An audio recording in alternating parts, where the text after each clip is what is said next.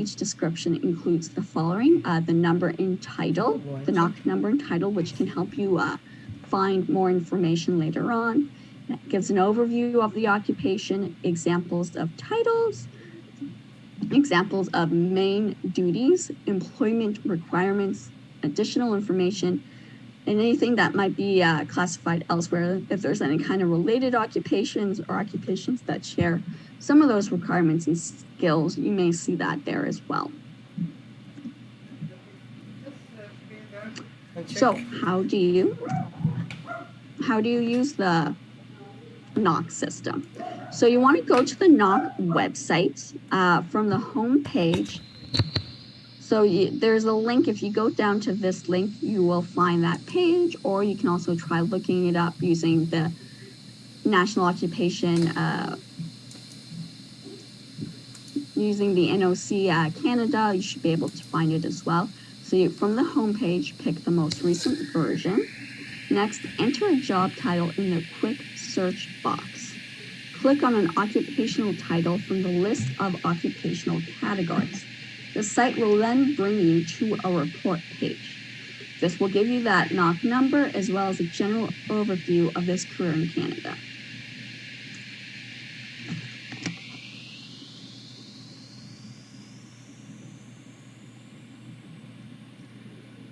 So with that kind of start, you'll want to start looking for more places and more information. And this is in a lot of different places. You can find it from employers, sector councils, professional associations. You can look on the internet by searching for your occupational title and on Canadian government websites.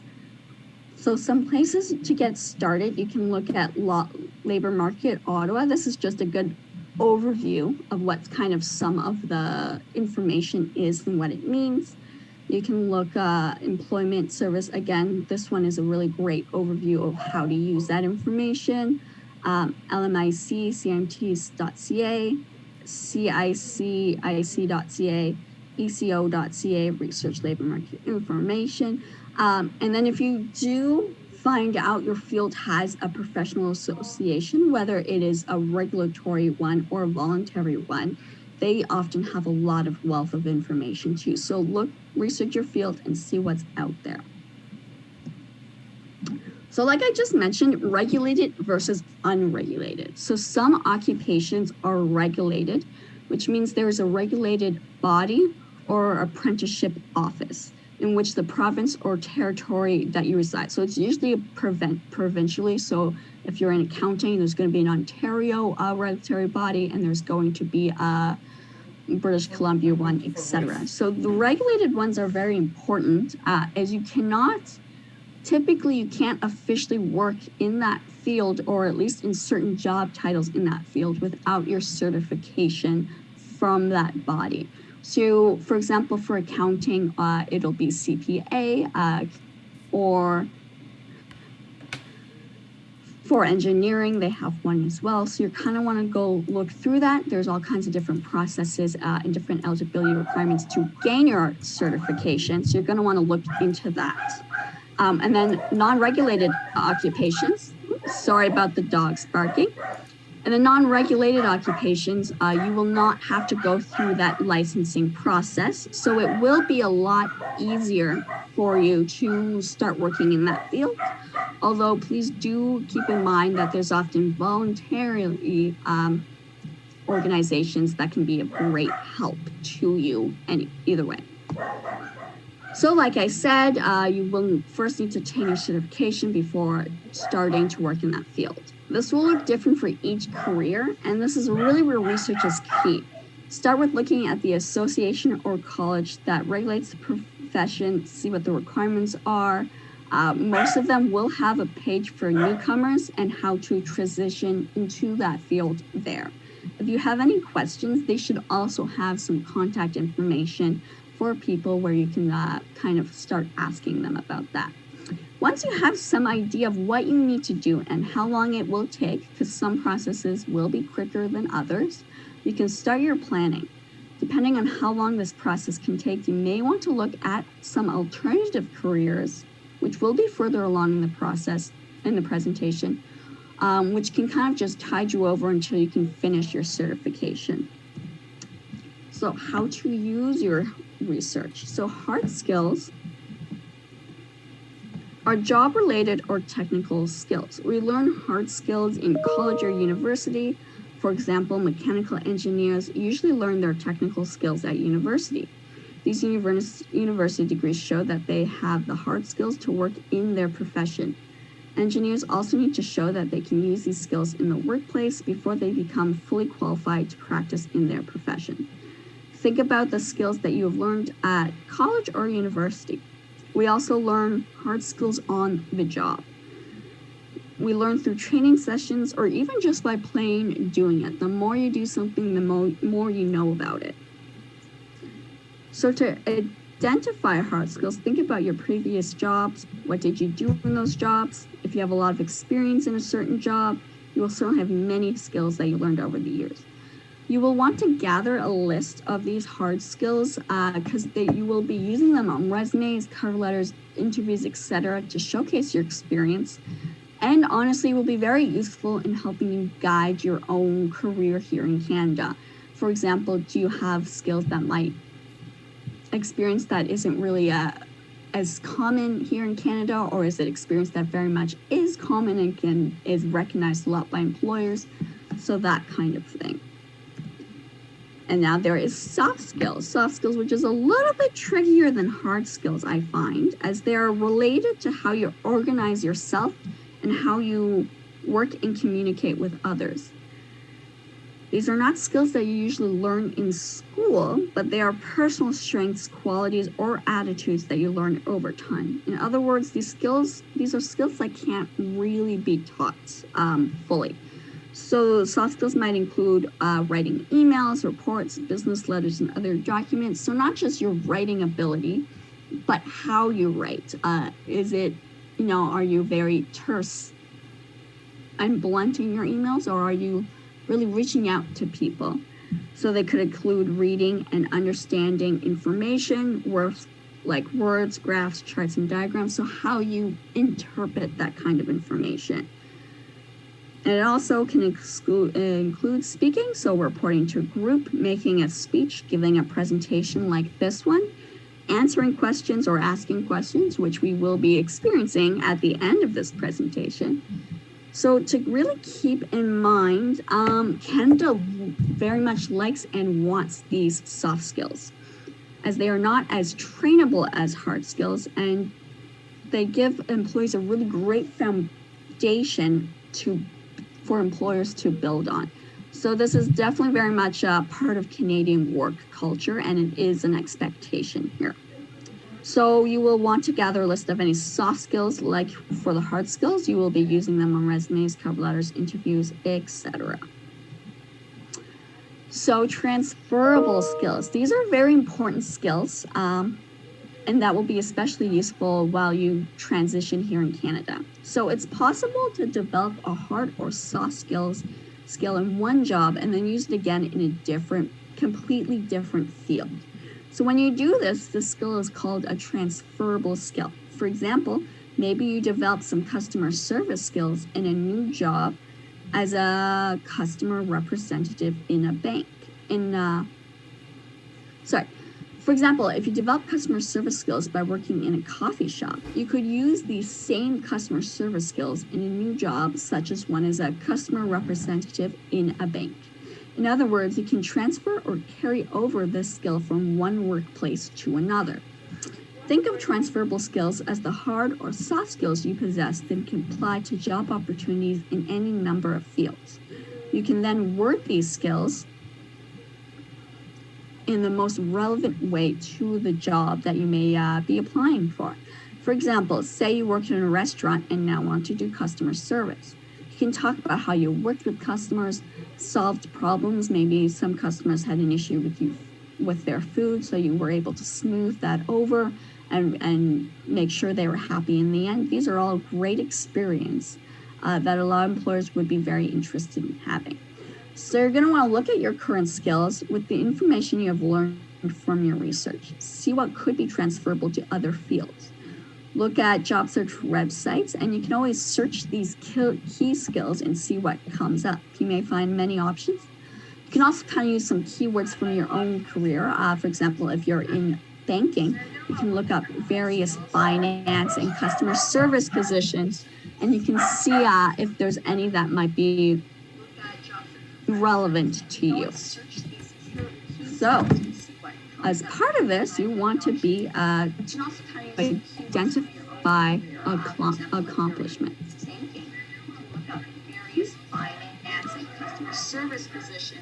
Employers want you to have the skills to do the job.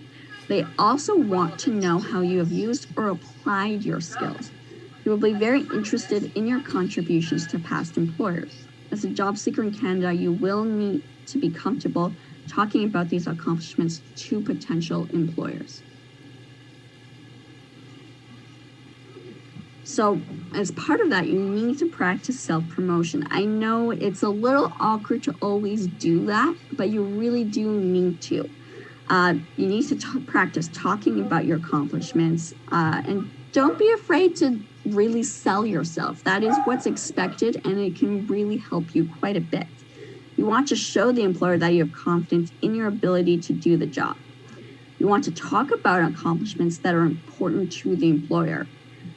So you want to really look back and see what accomplishments you have that will be most interesting to that employer. And remember, think about your transferable skills and see, even if it's something completely different, see how you can frame that in a way that's relevant to that employer. Of course, do not exaggerate. If you're part of a team that designs something, make sure to get credit to the team instead of just saying I. Remember, most Canadian employers want and value teamwork. Of course, saying that, don't under-exaggerate, because if you were in charge of something, you can say so. Whenever possible, you want to use numbers to explain. You can use percentages, monetary values, etc. Although if you use monetary values, try to kind of convert that to Canadian dollars. Numbers are just a really great way for employers to quickly understand what you're doing and what you've done before. Translate your accomplishments. Many Canadian employers may never get to New Delhi, India, or Beijing, China. They may not know about the system of government, the geography, or the economics of your country.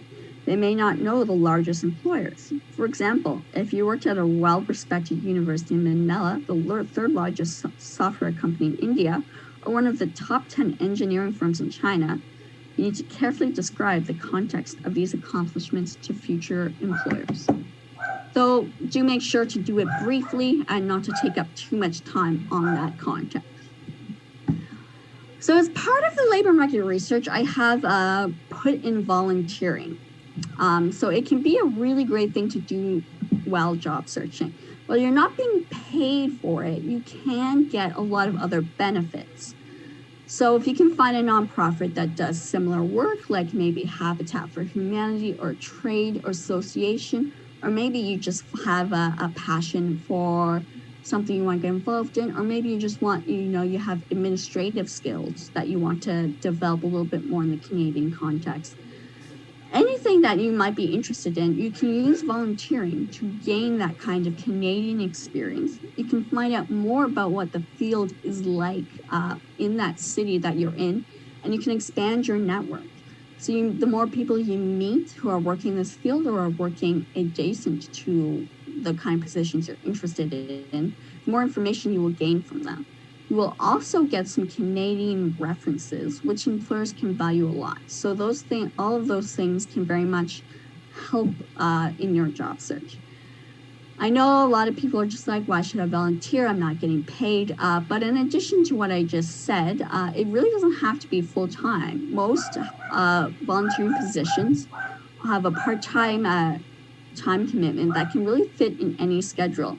So even if it's just a couple hours a week or maybe one day a month, and it can still very much help you quite a bit. So I have here some links to get you started. So there's Charity Village volunteer listings. So Charity Village is an international website for nonprofits, and they have a very extensive volunteer search base, like any other kind of job searching website that you can go through and tailor to your own interests and needs. We also have settlement.org. They are an Ontario-focused website, but they have a lot of great information and great links and great explanations. They have a little volunteer section as well. Everyone doing well so far? I think we've had a few people who've joined. I just want to let you know we will be having a question and answer period at the end of this presentation. So if you maybe missed anything from this workshop, or if there's any questions you still have, you will get some answers to that. As well, this is being recorded, so it will be posted most likely on our YouTube channel or elsewhere on social media, so you can always watch the beginning if you did miss that. So I did mention alternative careers earlier. What is that? Alternative career is when you choose a different or related field to your career. This is good to have in case the certification process will take a long time. You can do an alternative career instead of doing your certification if you wish, or you can do a career while you're working on that certification process. There are so many options depending on the field you've worked in and the field you may want to work in. This is where those transferable skills come in handy. Once again, you never quite know where it will take you. Maybe you want to change your career. Maybe you want to do something different, or you're still trying to stay in the field you want to be in. So here are some great resources. Again, settlement.org is an excellent place to start. So they have some information, alternative jobs, professions and trades, what are alternative jobs. There's also here, Canada Immigration Refugee Citizenship Services has a little website about preparing for life in Canada and preparing for work, looking for jobs. So there's some information there as well. And as well, if you are part of our program, SOPA, or you wish to be part of our program, you will be able to discuss this a little bit more in detail and tailor to your own goals with either our job search strategies facilitators or employment counselors. So make sure to kind of look into our program and see if we can help you. So here we go, one of the hottest topics, COVID-19. So I got this great infographic from Stats Canada, and it's about the labor market. The most recent information you could find was from June. So you can see between February and April here, 5.5 million Canadian workers were affected by the COVID-19 economic shutdown, by either job loss or reduced hours. However, by June, the number of affected workers was down 43% to 3.1 million. So compared with May and June, almost 1 million more people were employed. 823,000 fewer people were absent from work for COVID-related reasons. 167,000 fewer people were unemployed, and 449,000 fewer people wanted a job but didn't look for one, so that was down 32%. So all that is showing you is that COVID-19 is definitely still affecting the labor market here in Canada and has affected it, but we're on our way back up. So even though it may be a little bit daunting, do know that there's certainly still a lot of work that you can do here in Canada. Of course, certain jobs or fields are going to be affected more than others. So here you can do employment was closest to pre-COVID-19 levels in industries with the fewest jobs requiring close physical proximity between people. So you can kind of see here that the more closer contact you have with people, the more effects there are going to be. But there are certainly still a lot of different fields you can look at. So low physical proximity, maybe it's professionals, scientific and technical services, finance, insurance, real estate, rental and leasing, and public and administrative were the best affected. and then manufacturing, agriculture, transportation and warehousing, information, culture and recreation, and construction were kind of moderately affected. And then retail, education, healthcare and social assistance, and accommodation and food services were the most affected. Again, that is what's going to happen. Some fields are going to be hit harder than others. And that's what you want to know, because maybe you want to adjust your career search for now while this is going on. So, like I said, there are industries that are doing well during the pandemic. Look for these and see how they may fit into your career plan. Do you want to kind of adjust for that? Do you want to just kind of switch, maybe do a similar position, but in one of those fields? If you're in administration, or maybe if you're in engineering, you can always go into project management, that kind of thing. So while healthcare is definitely one of the most affected, healthcare is very much needed right now. So that is a field that is actually doing quite well. Some of the other industries, banking and finance, IT, manufacturing, e-commerce, etc., those are really booming right now. They're very much still needed. There are ways to do some of these from home. So you can really research that and see how that might be helpful. So I have some other links down here. CPA Canada has some news about post-COVID-19, what the future sectors might look like there. CTV News has an article on these jobs, maybe the most in demand in a post-pandemic Canada.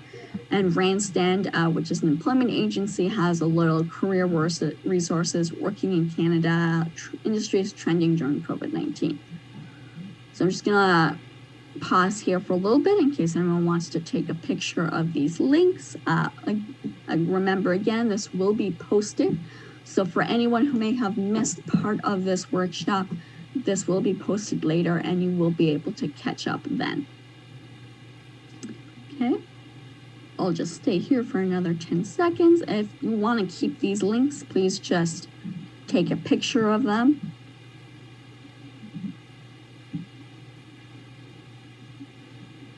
Okay. So now I think what everyone's been waiting for, it is time for the question and answer period. So if you have any questions, please just type them out in the text box. And Elmira, who is one of my coworkers, is here today and she'll be reading that out, okay?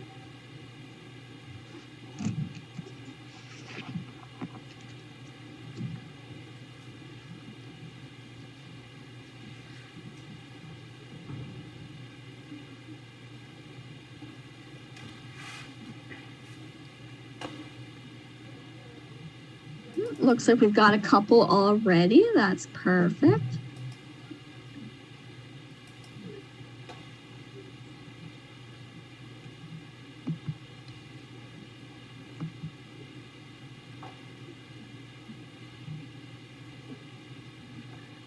Okay, so we don't have too many questions yet. The links, the presentation will be posted later on. We will see if we can post some of the links later. We'll have to kind of see how that goes, but if possible, we'll send that out. Otherwise, the presentation will be posted publicly and you can look at the links that way yourself. Anything else? Hello, everyone. So I have a question from Vanessa Fernandez. She's asking, is now the right time to come to Canada amidst this pandemic, or can we opt for a post-winter? So can you repeat the last part of that? Sure, I can repeat the whole question again. Is now the right time to come to Canada amidst this pandemic, or can we opt for a post-winter? So that's a really great question. And honestly, I can't fully answer that because it's going to be different for everyone. And that's what I really like about this workshop, because you want to do your research. Is your field doing well during the pandemic? If it is, maybe you are going to want to come a little bit quicker. If it's not, maybe you want to come a little bit later. If you're able to postpone and you feel like that would be a better option for you, maybe you should do that. So it's really going to depend so much on your family, on your what the career is like going in Canada, how the place that you want to arrive in is doing. So that's really where that research is going to come in handy.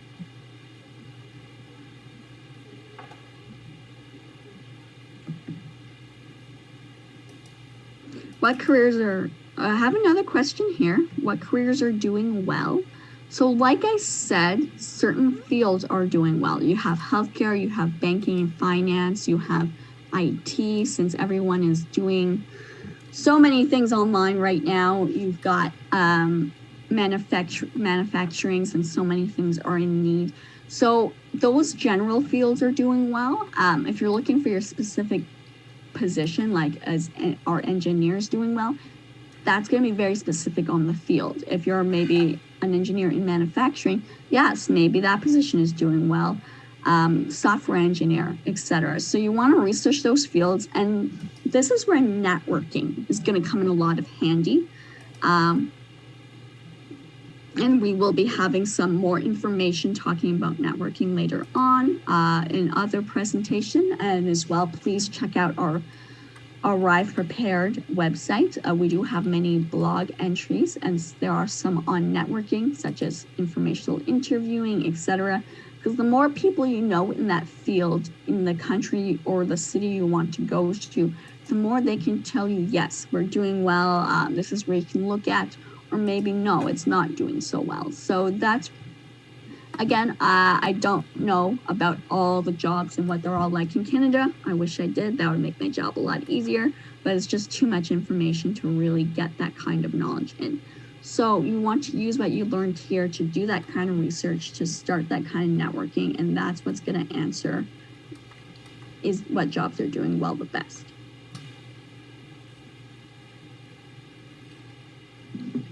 I have another question from one of our participants. Peggy is asking, what are other methods to do market research besides job bank? So I chose, there was a few links that I showed earlier in the presentation. Let's see, I can probably go back to them. So here are some more resources. Again, the first two are a little bit more resources helping you to understand all the different information. Here's a few other pages you can look through. And then networking, like I just said, networking is one of the best ways to find out that kind of information. So some ways you can do networking is you can use LinkedIn. There's LinkedIn groups that you can join. Look for ones that are focused in the area that you want to go to. There's also a lot more online events happening because of COVID. So there's actually a really excellent opportunity here where you can, there's online conferences. There's maybe just, instead of meeting like little dinners in person, it's going to be moving online. So some great websites to look up besides LinkedIn is Eventbrite and Meetup. And you can kind of tailor your search, put in some keywords, maybe it's finance, maybe it's administrative, maybe it's social work, and you can see what's out there. Another great tool is what is called the informational interview, where you and we do have a great article about that on our Arrive Prepared website that also gives you a very detailed list of resources to help you get started. You want to reach out to people working in the field you want to get started in, and ask for a short conversation where you can kind of ask these questions. As well, look for professional associations. Like I said, accounting has CPA. If it's a regulatory all regulated jobs will have a regulatory organization, and many other ones will have voluntary ones, and they have a lot of different kinds of information. They'll also have events. They'll have people you can reach out to who's going to have a little bit more tailored knowledge to that kind of career. And then, of course, talk to SOPA. We have employment counselors who will kind of do some of that research for you. If you are already in Canada, which some of you guys